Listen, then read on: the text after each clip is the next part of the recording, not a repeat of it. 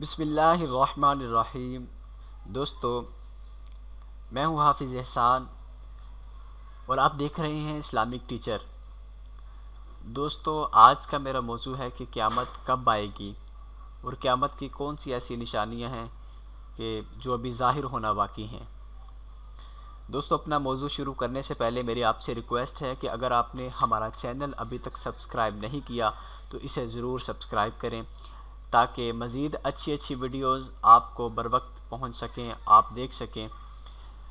تو دوستو، قیامت کی آمد کے وقت سے تو صرف اللہ رب العزت ہی آگاہ ہے، البتہ ہمیں تاجدار کائنات صلی اللہ تعالی علیہ وآلہ وسلم نے قیامت کی کئی ایسی نشانیاں بتائی ہیں کہ جن کا قیامت سے قبل وقوع پذیر ہونا بہت ہی ضروری ہے۔ ان نشانیوں میں سے بہت سی رونما ہو چکی ہیں جنہیں علامات صغریٰ کہا جاتا ہے، یعنی چھوٹی نشانیاں، جبکہ علامات کبریٰ کہلانے والی نشانیاں ابھی معرض وجود میں آنا باقی ہیں۔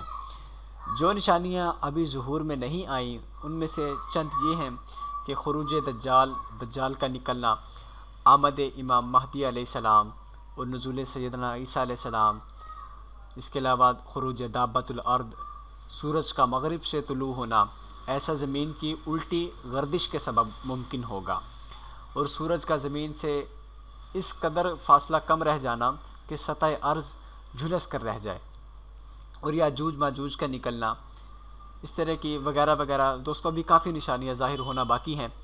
تو ایک اور بات دوستوں، کہ لوگوں میں قیامت کی آمد کے متعلق جو 14 صدیوں کا قصہ پایا جاتا ہے کہ جی 14 صدیوں بعد قیامت آنی ہے، وہ قطعی طور پر بے بنیاد اور قرآن و حدیث کی تعلیمات میں اس کا کوئی بھی تصور موجود نہیں۔ لوگوں میں محض ایک غلط مفروضہ رواج پا گیا ہے جس کا سبب شاید انگریز کی غلامی کے دور میں بعض نشانیوں کا ظہور ہو سکتا ہے، کہ جسے دیکھ کر لوگوں نے 14ویں صدی کو آخری صدی سمجھنا شروع کر دیا ہو۔ حقیقت یہ ہے کہ حضور نبی اکرم صلی اللہ تعالیٰ علیہ وآلہ وسلم نے قیامت کی جو نشانیاں ہمیں بتائی ہیں ان میں سے بہت سی ابھی وقوع پذیر ہی نہیں ہوئیں۔ ایک صحابی نے حضور علیہ الصلوۃ والسلام سے پوچھا کہ قیامت حضور کب آئے گی؟ تو آقا علیہ الصلوۃ والسلام نے فرمایا کہ تو نے قیامت کے لیے تیاری کیا کی ہے؟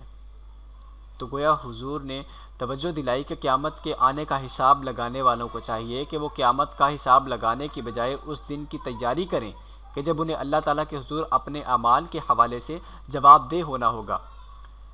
ایک اور حدیث مبارکہ میں حضور علیہ الصلوۃ والسلام نے فرمایا کہ من مات فقد قامت قیامتہ، جو شخص مر گیا تحقیق اس کی قیامت اسی وقت آ گئی۔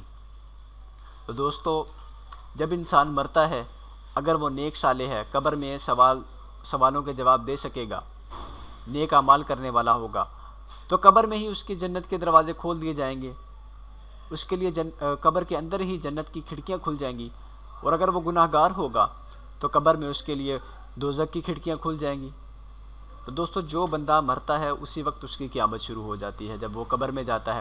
اس لیے ہمیں چاہیے کہ قیامت کا حساب لگانے کی بجائے ہم اس دن کے لیے تیاری کریں، نمازیں پڑھیں، روزے رکھیں، اپنا اخلاق سنواریں، لوگوں کے ساتھ اپنا سلوک اچھا رکھیں، صدقہ جاریہ کریں۔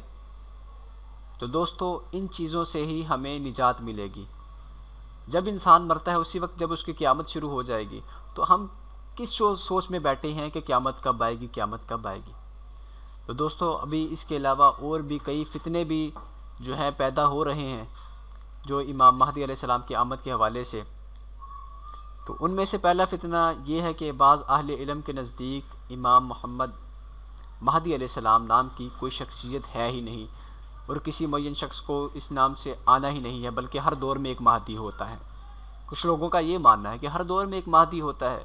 اس خیال کے پیش نظر بہت سے لوگوں نے اپنے آپ کو مہدی خیال کیا اور وہ گمراہ ہو گئے۔ دوستو، آپ سنتے رہتے ہیں نا کہ ابھی 72 فرقے جو ہے بننے ہیں، تو یہ اسی متعلق ہے۔ ایک اور فتنہ آپ کو بتاتا ہوں۔ دوسرا فتنہ یہ ہے کہ کچھ لوگ خود مہدی ہونے کا اعلان کر رہے ہیں۔ انہی میں سے ایک مرزا غلام احمد قادیانی بھی تھا جس نے نبوت کے دعویٰ سے پہلے مہدی ہونے کا دعویٰ بھی کیا تھا۔ تو دوستو، انشاءاللہ میں اپنی اگلی ویڈیو میں آپ کو اس متعلق بھی بتاؤں گا۔ امید ہے آج کا میرا یہ موضوع، آج کی میری یہ ویڈیو آپ کو بہت پسند آئی ہوگی۔